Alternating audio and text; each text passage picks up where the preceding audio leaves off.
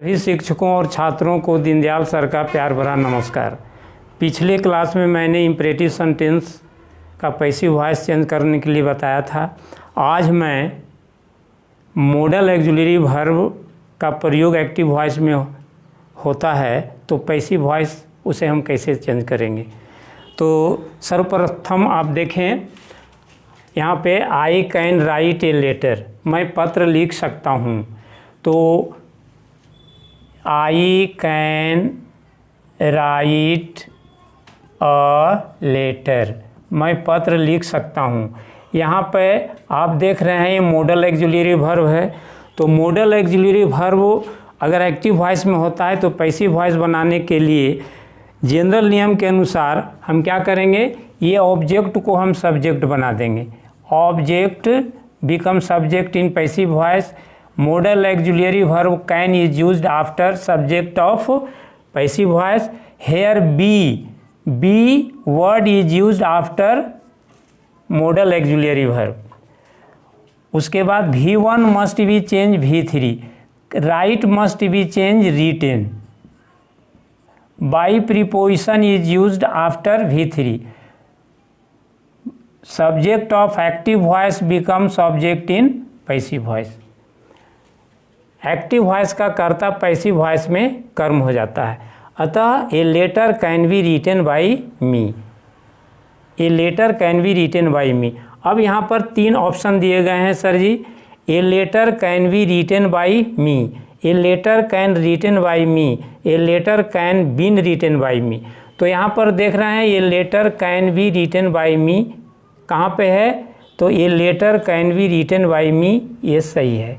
अतः ये गलत, ये गलत, ये गलत। अब दूसरा में है कि is are am was were have has had के बाद इन्फिनिटिव टू आता है एक्टिव वॉइस में। तो पैसिव वॉइस इसको हम कैसे चेंज करेंगे।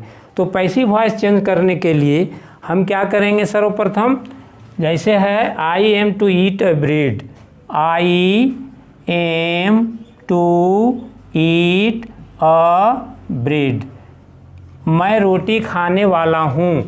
तो पैसिव वॉइस बनाने के object becomes subject in passive voice.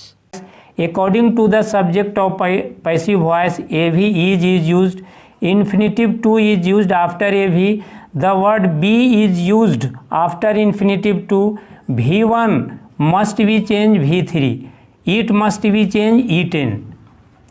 By preposition is used after V3, subject of active voice becomes subject in passive voice. तो ये bread is to be eaten by me।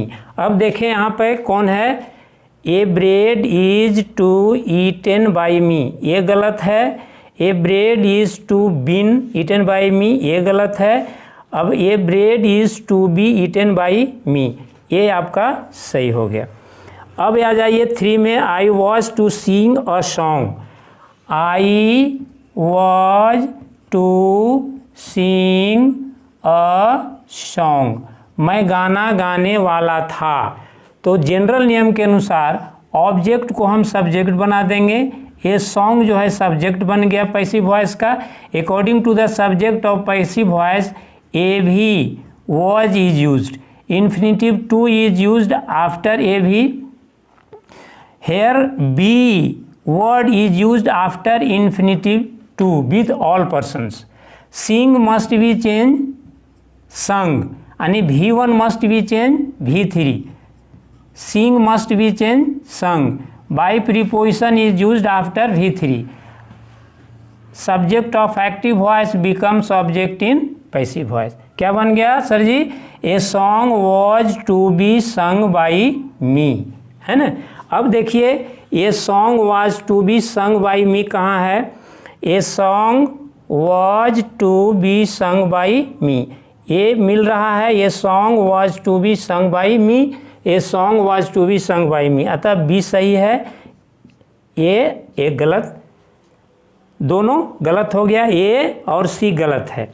उसी तरह से sir जी चौथा में आ जाइए, I have to teach you, मुझे आपको पढ़ाना है, I have to teach you, मुझे आपको पढ़ाना है। I have to teach you, मुझे आपको पढ़ाना है।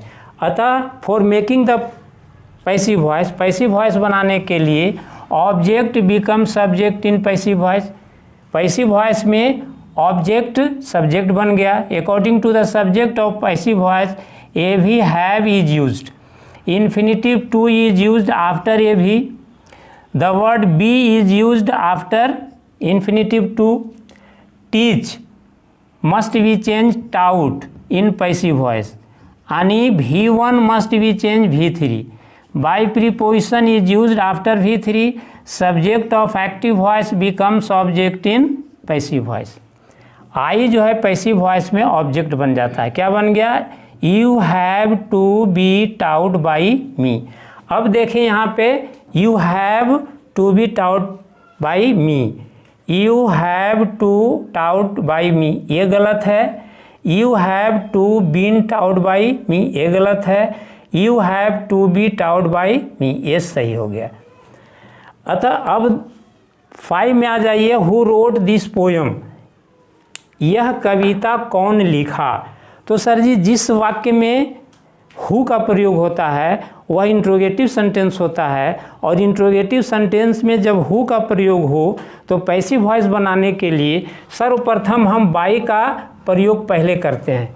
बाई का प्रयोग हम क्या करते हैं? पहले करते हैं। उसके बाद अकॉर्डिंग टू टेंस के अनुसार सहायक क्रिया का प्रयोग करते हैं। यहाँ पे है हु रोट दिस पोयम, यह कविता कौन लिखा।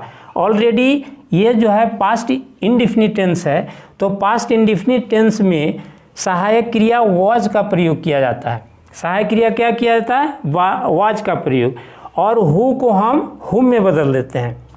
तो बाई अगर इंट्रोगेटिव सेंटेंस में हु का प्रयोग हो तो पैसिव वॉइस बनाने के लिए बाई का प्रयोग हम पहले करते हैं और हु को हुम में बदल देते हैं। हु को हुम में बदल देते हैं। उसके बाद अकॉर्डिंग टू टेंस के अनुसार सहायक क्रिया का प्रयोग करते हैं। यह जो है भी स्क्वायर का मतलब पास्ट इंडेफिनिट टेंस, अतः यहाँ पर सहायक क्रिया वॉज का प्रयोग हो जाएगा। दिस पोयम जो ऑब्जेक्ट है ये आकर यहाँ सब्जेक्ट हो गया, दिस पोयम। उसके बाद wrote must be change written, wrote must be change written in passive voice, note of interrogation mark puts on in the last. यानी बन गया sir ji by whom was this poem written. अब देखिए कहाँ है ये by whom was this poem written, ये B सही है, ये बी सही हो गया। उसके बाद जो है आपका ए गलत है और by whom this poem written ये सी भी गलत है, ये आपका 2 गलत हो गया। और ये बी जो है आपका सही हो गया, by whom was this poem written. अब सर जी आइए छठा, I made him laugh, I made him laugh, मैं उन्हें हंसाया। यहाँ पर सर जी 2 वर्ब का प्रयोग किया गया है, 2 वर्ब है मेड और लाफ। तो पैसिव वॉइस बनाने के लिए सर्वप्रथम हम क्या करते हैं, ये ऑब्जेक्टिव केस को हम नॉमिनेटिव केस में बदल देते हैं। ही मस्ट बी चेंज ही, और अकॉर्डिंग टू टेंस के अनुसार सहायक क्रिया का प्रयोग करते हैं। ये सहायक क्रिया यहाँ वाज इसलिए हो गया कि क्योंकि यह पास्ट इंडेफिनिट टेंस है, तो पास्ट इंडेफिनिट टेंस में ऑक्सिलरी वर्ब वाज का प्रयोग करते हैं। और यहाँ पे ये जो मेड है भी square must be change V3, तो made must be change made, यानी मेड V3 में हो गया। और इन्फिनिटिव टू हम जोड़ते हैं V3 के बाद, all words are use same, और सभी शब्द को ज्यों का त्यों छोड़ देते हैं। तो बन गया क्या, he was made to laugh. तो ये आपका सही हो गया, ये गलत ये गलत है ना। ही वॉज मेड लाफ ये गलत हो गया, he was made to be laugh ये गलत हो गया। अतः इस तरह से आपका आज मॉडल ऑक्सिलरी वर्ब और is are am was were have has had के बाद अगर इन्फिनिटिव टू आता है तो पैसिव वॉइस बनाने के लिए हम बी शब्द जोड़ते हैं, और मॉडल ऑक्सिलरी वर्ब के बाद भी बी शब्द जोड़कर पैसिव वॉइस बना दिया जाता है। और वही बनाने के बाद जो ऑप्शन सही है मैंने बता दिया। धन्यवाद।